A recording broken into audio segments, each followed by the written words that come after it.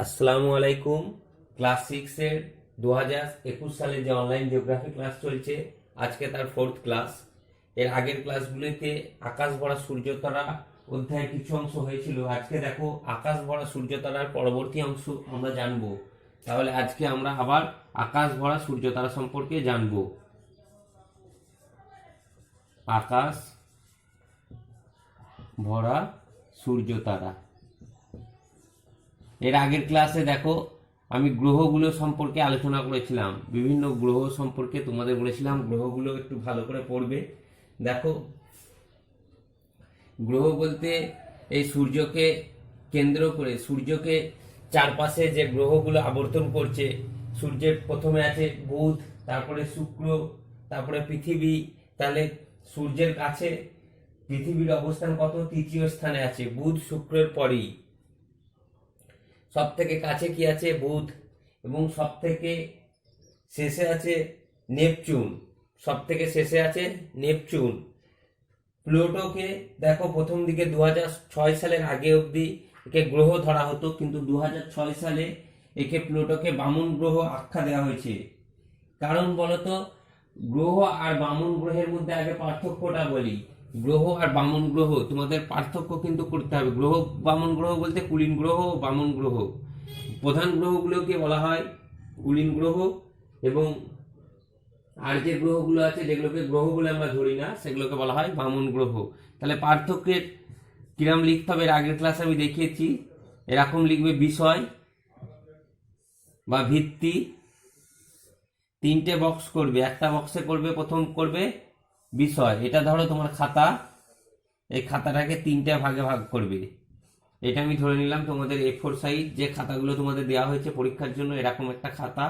খাতার একদিকে মার্জিন টেনে নেবে, এখানে ধরো নাম্বারিং করলে একে এর দাগের প্রশ্ন আছে, তাহলে বিষয় এখানে দুটো দাগ টানবে। একটা হয়ে গেল কুলীন গ্রহ, আর একটাই করবে বামন গ্রহ। কুলীন গ্রহ আর একটা হচ্ছে বামন গ্রহ। তাহলে দেখো, এইভাবে তোমরা পার্থক্যগুলো লিখবে। পার্থক্যগুলো তোমরা নিজেরা করবে, আমি বিষয়গুলো বলে দিচ্ছি জাস্ট। প্রথমটা বিষয় তোমরা সংজ্ঞা দিতে পারো, 1 নম্বরে সংজ্ঞা দেবে। তাহলে কুলীন গ্রহের সংজ্ঞা এবং বামন গ্রহের সংজ্ঞা তোমাকে তুলে ধরতে হবে। এখানে যদি 1 নম্বরে দাও সংজ্ঞা, তাহলে এখানে এই সোজাসুজি লিখতে হবে কুলীন গ্রহের কি সংজ্ঞা, বামন গ্রহের কি সংজ্ঞা। কুলীন গ্রহ আর বামন গ্রহের মধ্যে প্রধান যে পার্থক্য, দেখো কুলীন গ্রহ আর আয়তনে বামন গ্রহের থেকে বড় হয়, তাহলে বামন গ্রহ কুলীন গ্রহের তুলনায় ছোট হয়, এটা আমরা স্বভাবতই লিখতে পারবো। কুলীন গ্রহ আর বামন গ্রহের মধ্যে যে প্রধান পার্থক্য হচ্ছে, এরা যদি গ্রহরা যদি তাদের কক্ষপথে, অর্থাৎ যে পথ দিয়ে সূর্যকে পরিক্রমণ করে, যে পথ ধরে সূর্যকে পরিক্রমণ করে, মানে এটা যদি সূর্য হয়, এইভাবে গ্রহগুলো ঘুরছে, আমরা জানি এখানে আছে বুধ, এখানে আছে শুক্র, এরকম করে ঘুরছে। তাহলে এই শুক্রের এটা পথ, এই পথে যদি কোনো মহাজাগতিক বস্তু এসে পড়ে, তাহলে সে যদি সরিয়ে দিতে পারে, সেইটা হয়ে গেল কুলীন গ্রহ। এর প্রধান পার্থক্য দেখো। আর এইটা যদি বামন গ্রহ হয় ধরো, তাহলে এর পথে যদি কি হয়, কোনো মহাজাগতিক বস্তু এখানে এসে উপস্থিত হলো, তাহলে বামন গ্রহ হলে কি হবে, এই পাশ দিয়ে ঘুরে যাবে, তার মানে এর কক্ষপথ পরিবর্তন করে ফেলবে। আর কুলীন গ্রহ কি, যদি কোনো এই কোনো কক্ষপথে কোনো বস্তু আসে, একে ধাক্কা মেরে সরিয়ে দিয়ে নিজের জায়গা দিয়ে যাবে। তাহলে বামন গ্রহ আর কুলীন গ্রহের যে প্রধান পার্থক্য, সেই প্রধান পার্থক্য হলো বামন গ্রহ কোনো মহাজাগতিক বস্তু তার কক্ষপথে এলে সরাতে পারে না, কিন্তু কুলীন গ্রহ কোনো মহাজাগতিক বস্তু তার কক্ষপথে এলে সরাতে পারে। কুলীন গ্রহ আয়তনে তুলনামূলক বড় হয়, বামন গ্রহ আয়তনে ছোট হয়। বামন গ্রহের সংখ্যা হচ্ছে 5টি: প্লুটো, এরিস, সেরেস, হাউমিয়া, মাকি মাকি, অনেক বই দেখে মাকে মাকে, কোনো অসুবিধা নাই। আর কুলীন কুলীন গ্রহের সংখ্যা হচ্ছে 8টি, আমরা জানি সকলেই: বুধ, শুক্র, পৃথিবী, মঙ্গল, বৃহস্পতি, শনি, ইউরেনাস, নেপচুন। এই 8টি হচ্ছে প্রধান হচ্ছে বামন গ্রহ।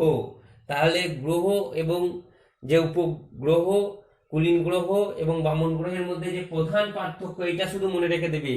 মহাজাগতিক বস্তু যদি কক্ষপথে পড়ে তাহলে কুলীন গ্রহ সরাতে পারে, বামন গ্রহের কক্ষপথে কোনো যদি মহাজাগতিক বস্তু পরে যদি না সরাতে পারে তাহলে সেটা বামন গ্রহ। যেমন প্লুটোকে আগে মনে করতো কুলীন গ্রহ, কিন্তু 2006 সালে যখন কোনো মহাজাগতিক বস্তুকে না সরাতে পেরে কক্ষপথ পরিবর্তন করে নেয় তখন কিন্তু প্লুটো বামন গ্রহ হিসেবে আখ্যায়িত হয়। তাহলে আমরা আজকে কেমন ভাবে পার্থক্য লিখতে হবে, তোমরা যখনই পার্থক্য লিখবে এই তিনটে কিন্তু ভাগ হবে, একটাই বিষয় থাকবে, একটাই যে যার যার পার্থক্য সেগুলো নাম উল্লেখ থাকবে, এভাবে তোমাদের লিখতে হবে। 1 নম্বর 2 নম্বর পার্থক্য, 3 নম্বর পার্থক্য, এভাবে বিষয়ের বদল তোমরা ভিত্তিও লিখতে পারো। তাহলে এর পরের দিন ক্লাসে তোমরা আমাকে কি করবে, তোমরা বামন গ্রহ কুলীন গ্রহের পার্থক্যটা এবং গ্রহ ও নক্ষত্রের মধ্যে পার্থক্যটা তোমরা কি করবে, এর আগের ক্লাসে আমি বলেছি কিভাবে পার্থক্য লিখবে। গ্রহ নক্ষত্রের পার্থক্য তোমরা এরকম খাতায় করে আমাকে দেখাবে, ঠিক আছে? এটা তোমাদের হোম টাস্ক থাকলো সবাইকার। এরপরে দেখো উপগ্রহ। উপগ্রহ বলতে কি, যেগুলো গ্রহ বলতে সূর্যের চারিদিকে ঘুরে, উপগ্রহ বলতে গ্রহের চারিদিকে ঘোরে।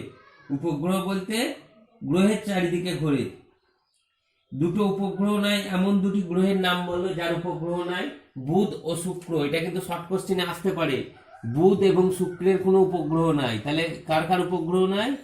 বুধ ও শুক্র। বুধ এবং শুক্রের কোনো উপগ্রহ নাই।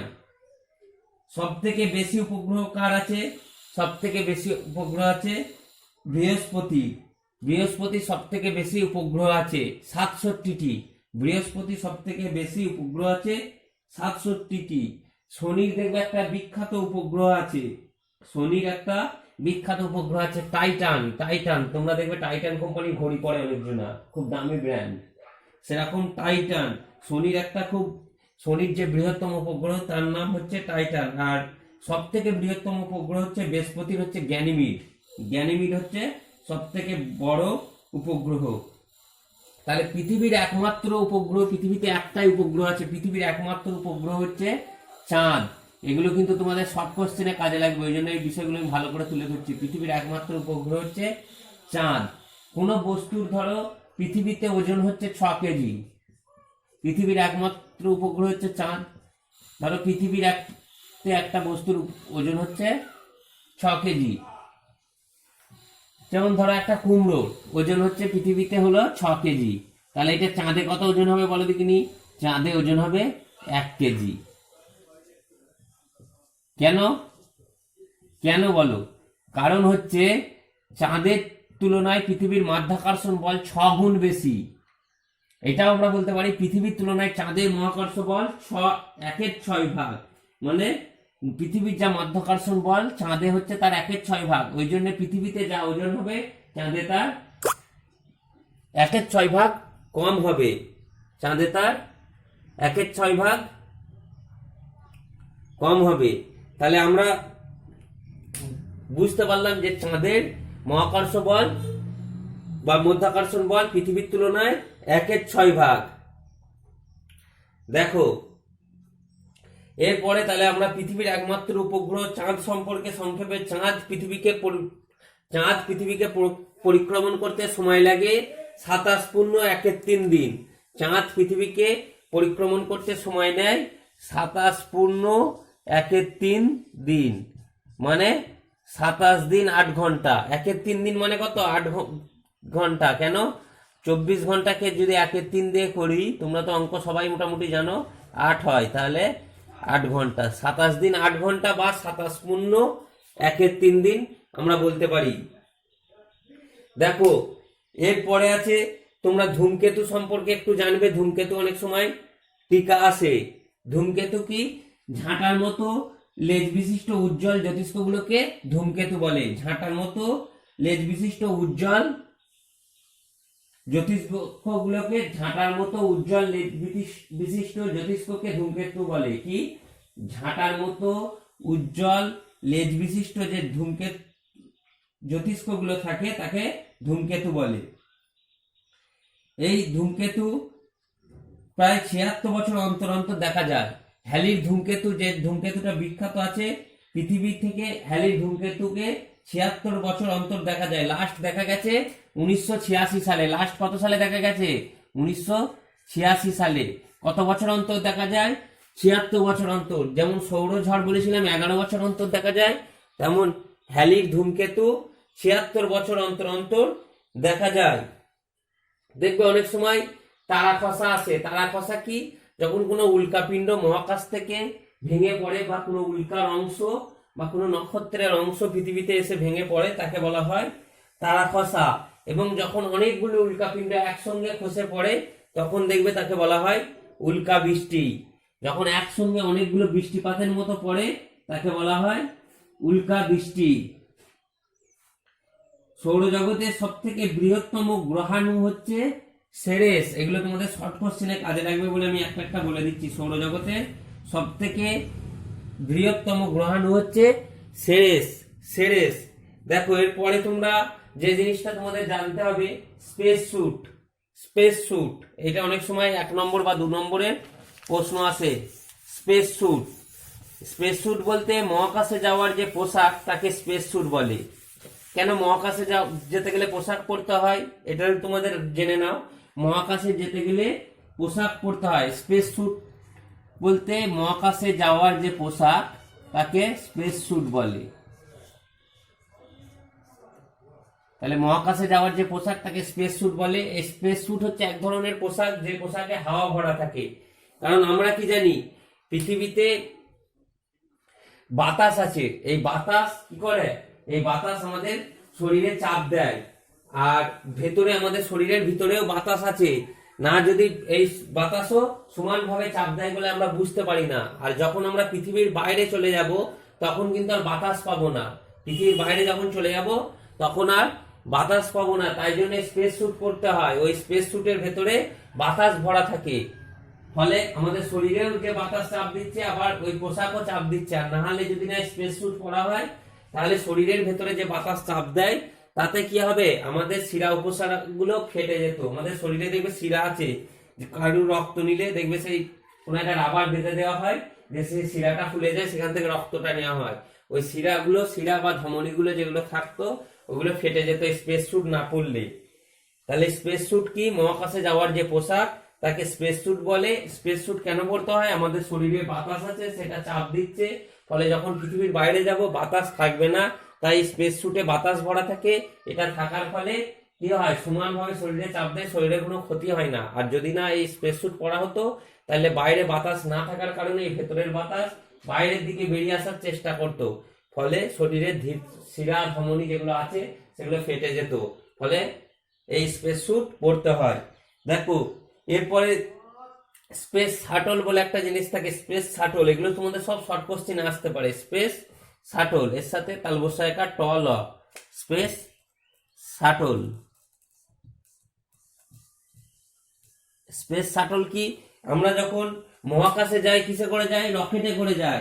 মহাকাশে করে রকেটে করে যাই।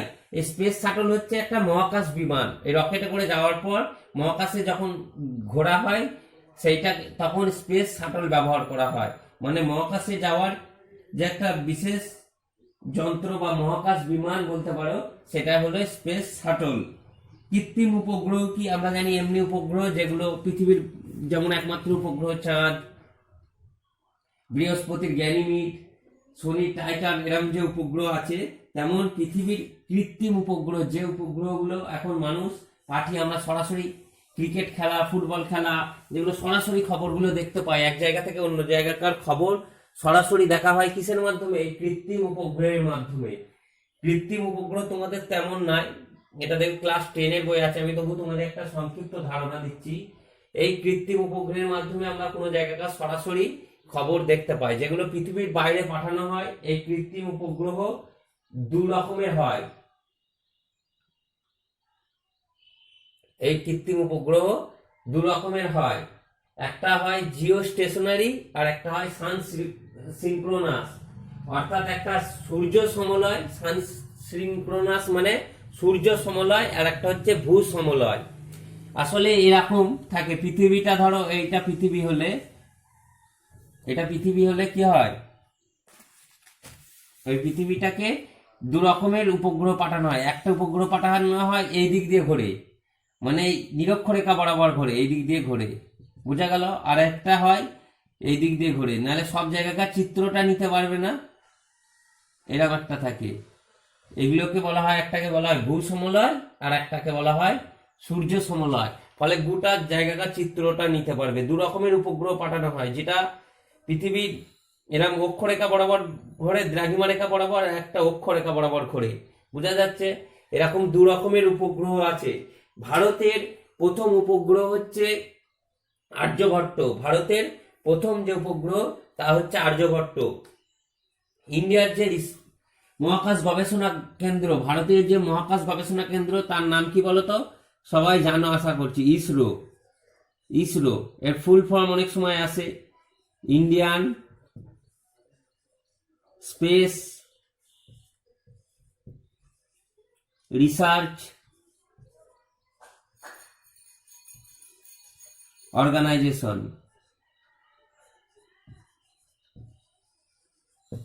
Organisation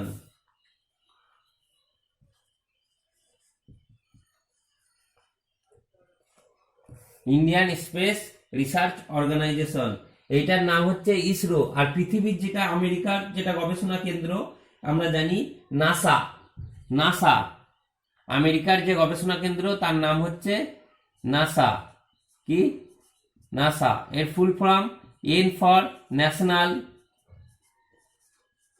national, A for Aeronautics,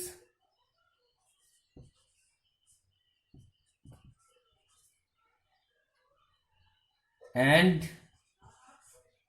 space, S for space administration, A for administration।